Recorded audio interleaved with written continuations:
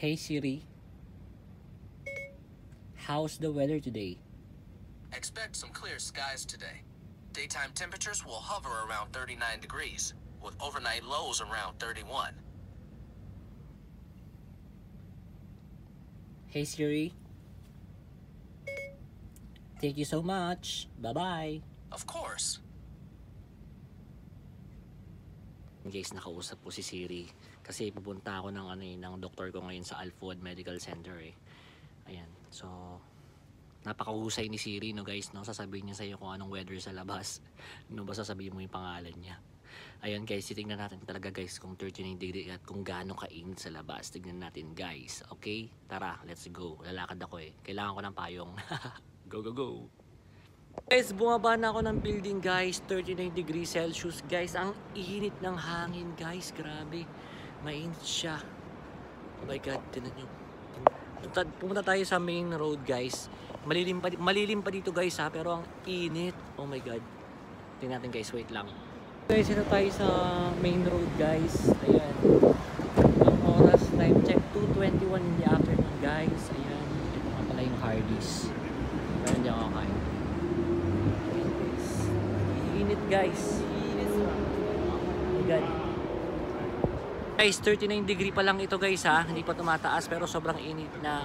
Oh my god, kaya nagdala ako ng aking Wonder Umbrella.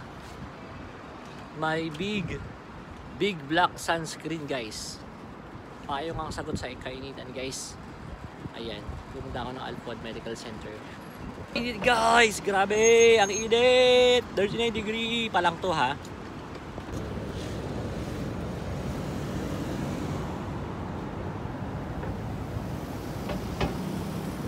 Tumawid nga pala ako dyan guys eh.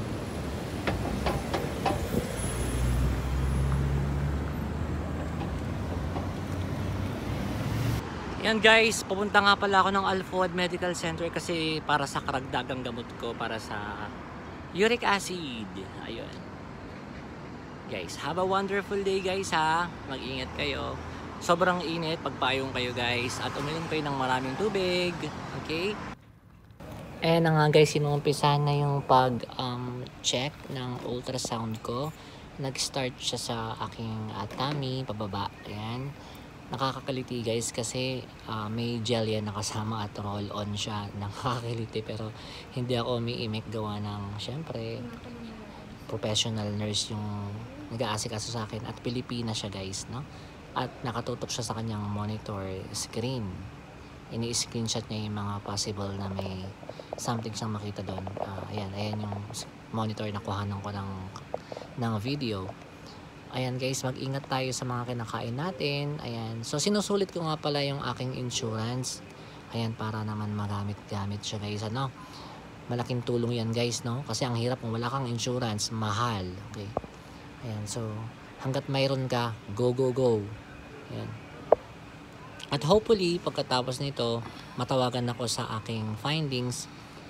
Inshallah, wala namang makitang bato or kidney stone. Ayan guys, tinan nyo, para akong model dito guys. Basta sumusunod lang ako sa sinasabi ng nurse kung anong posisyon ang kailangan niya. Kung tihaya, tagilid. Ayan guys, nakatagilid ako ngayon. Ayan.